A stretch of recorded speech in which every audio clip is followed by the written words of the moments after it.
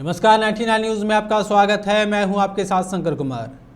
महिलाओं को स्वावलंबी बनाने के उद्देश्य से बीसीसीएल के लोधना एरिया 10 में दीक्षा महिला मंडल की ओर से सिलाई कढ़ाई का प्रशिक्षण दिया जा रहा है, जहां आसपास की सैकड़ों महिलाओं को सिलाई कढ़ाई सिखाया जा रहा है ताकि वो स्वावलंबी बन सके। अब तक सुरभि महिला मंडल से 100 से अधिक महिलाएं प्रशिक्षण लेकर खुद का दुकान कर स्वरोजगार में जुटी है। यहां से प्रशिक्षण प्राप्त करने वाली महिलाओं को प्रमाण पत्र भी दिया जा रहा है। आज महिला मंडल के सदस्यों ने महिलाओं को सिलाई के लिए सुई, सूता और अन्य सामग्री देकर उनका हौसला बढ़ाया।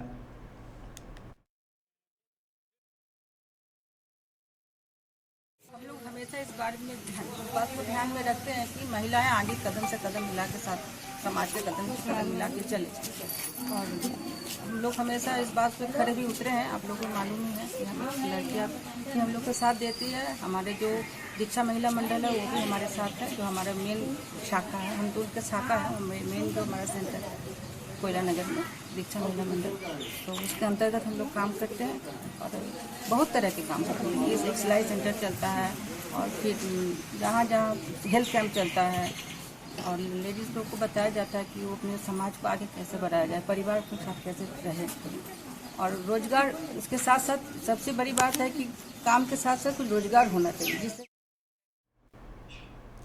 धनबाद के भूली आजाद नगर में रहने वाली सहिया कविता देवी ने अपने पड़ोसी दीपक विश्वकर्मा, दिनेश विश्वकर्मा, आशुतोष विश्वकर्मा और उनके कई सहयोगियों पर मारपीट का आरोप लगाते हुए एसपी से शिकायत की है। पीड़िता कविता देवी ने अपनी शिकायत में बताया है कि आरोपियों ने उनके घर में घुसकर मारपीट की, उनका हाथ तोड़ दिया और सोने के कान का झुमका भी छीन लिया।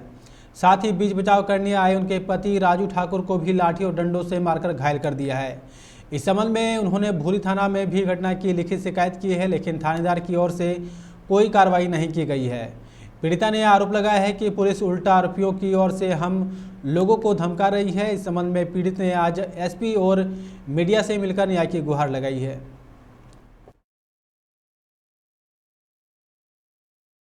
पति को मारने के लिए दिनेश विश्वकर्मा, दीपक विश्वकर्मा, आशुतोष विश्वकर्मा एवं मीना देवी द्वारा मारा जा रहा था। तो हम अपना पति को बचाने के क्रम में उन चारों ने मेरे हाथ, कान की बाली, मेरे गले का मंगलसूत्र मार के और सब छीन लिए गए और मेरा हाथ भी तोड़ दिया। हाथ में चोट है, पैर में चोट है और भूली थाना जाने पर भूली थाना का कोई भी सुनवाई नहीं हो रहा। उसके कारण हमको एसपी सर से मिलने के लिए आना पड़ा।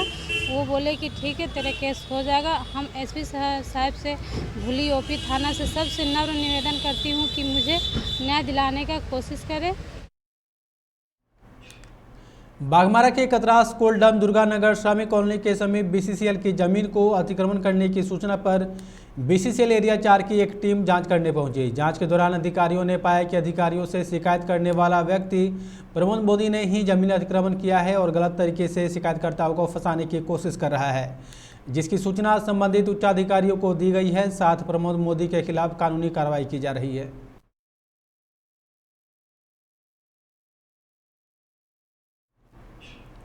केंद्र सरकार की अग्निपथ योजना के विरोध में आज कांग्रेस पार्टी देश भर में आंदोलन कर रही है। धनबाद के कांग्रेसियों ने भी आज बरबड्डा के किसान चौक पर धरना दिया। आंदोलन कर रहे कांग्रेस नेताओं ने कहा कि केंद्र सरकार अग्निपथ योजना के माध्यम से नौजवानों को गुमराह कर रही है, नौजवानों के भविष्य के साथ खिलवाड़ कर रही है। 4 साल की नियुक्ति के बाद रिटायर कर दिया जाएगा, इसमें कोई पेंशन तक नहीं मिलने वाला है। कांग्रेस पार्टी की मांग है कि इस योजना को केंद्र सरकार वापस ले, नहीं तो कांग्रेस चरणबद्ध आंदोलन करेगी। अखिल भारतीय कांग्रेस कमेटी के द्वारा निर्देशित या जो पूरे भारत में हर एक विधानसभा पर प्रभारी बना करके और यह जो नया योजना मोदी सरकार के द्वारा लाई गई है, नौजवानों के भविष्य के साथ खिलवाड़ करने का जो काम किया गया है अग्निवीर और अग्निपथ के नाम पर, जिसमें बताया गया है कि उसे 4 साल की नौकरी दी जाएगी और 4 साल के बाद उसको हथियार का ट्रेनिंग दे करके उसे सड़क पर छोड़ दिया जाएगा। तो यह जो हमारा योजना लाया गया है जो भारत के अंदर अग्निवीर और अग्निपथ के नाम पर, यह बिल्कुल ही नौजवानों। सेना बहाली के लिए केंद्र सरकार की अग्निपथ योजना के विरोध में झरिया के कांग्रेस कार्यकर्ताओं ने आज विरोध किया है। झरिया के चिल्ड्रन पार्क में भारी संख्या में कांग्रेस नेताओं और कार्यकर्ताओं ने शांतिपूर्ण तरीके से सत्याग्रह किया और केंद्र सरकार की आलोचना की। झरिया विधायक पूर्णिमा नीरज सिंह ने कहा कि इस प्रकार के नए नियमों को बिना किसी के सहमति के लागू कर देना कहीं से सही नहीं है। इसी कारण ही पूरे देश में आज कांग्रेस पार्टी धरना पर प्रदर्शन कर रही है।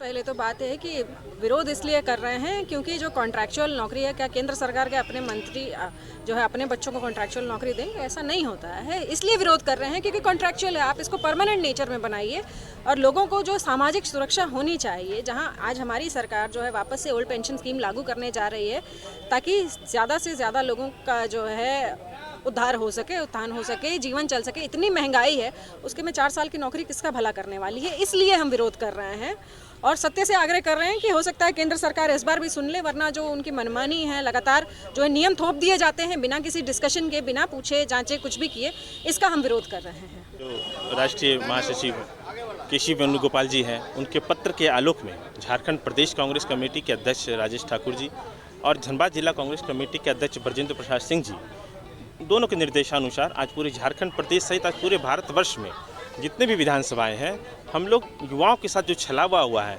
राष्ट्र विरोधी और युवा विरोधी जो नीति लाई है केंद्र सरकार ने, अग्निपथ योजना। 2 साल बाद बाबा नगरी देवघर सावन में एक बार फिर से गुलजार होगा। कोरोना ब्रेक के बाद फिर से कांवड़ यात्रा की तैयारी शुरू कर दी गई है। 14 जुलाई से 12 अगस्त तक बिहार के सुल्तानगंज से गंगाजल उठाकर श्रद्धालु देवघर तक 112 किलोमीटर की दूरी पैदल तय करते हैं।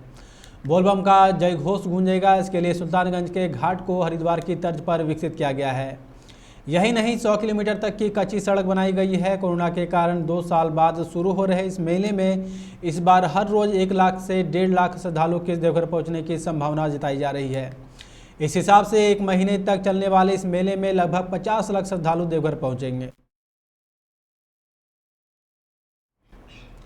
नक्सलियों के दमन विरोधी सप्ताह को लेकर बोकारो के गोमिया में एलआरपी के दौरान जीआरपीएफ जवान राजेश कुमार सिंह गंभीर रूप से घायल हो गया है, जिसे एयरलिफ्ट कर आज रांची के अस्पताल में पहुंचाया गया है। घटना के बारे में बताया जाता है कि सीआरपीएफ के जवान अहले सुबह अति नक्सल प्रभावित क्षेत्र धनबाद रेल मंडल के डुमरी विहार में दुनिया रेलवे स्टेशन तक जंगल में पैदल एलआरपी करते वक्त ट्रेन की चपेट में आ गए। इसी दौरान काशीटांड से गुजर रहे रेलवे इंजन की चपेट में जवान आ गया। इससे वह गंभीर रूप से घायल हो गया। घायल जवान राजेश कुमार सिंह यूपी के मिर्जापुर के लालगंज थाना के दादरी गांव के रहने वाला है।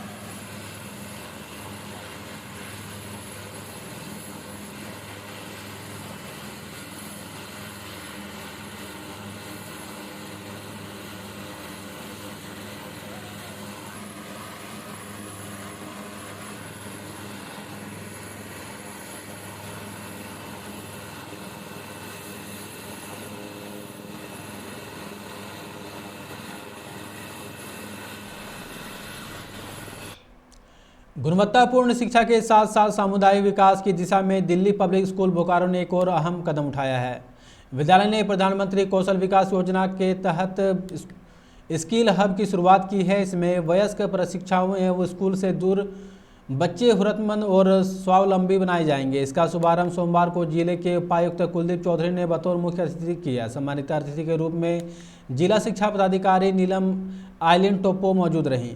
उपायुक्त कुलदीप चौधरी ने डीपीएस बोकारो में स्किल हब के शुभारंभ पर प्रसन्नता व्यक्त करते हुए अपनी शुभकामनाएं दी और निःशुल्क प्रशिक्षण को सराहा।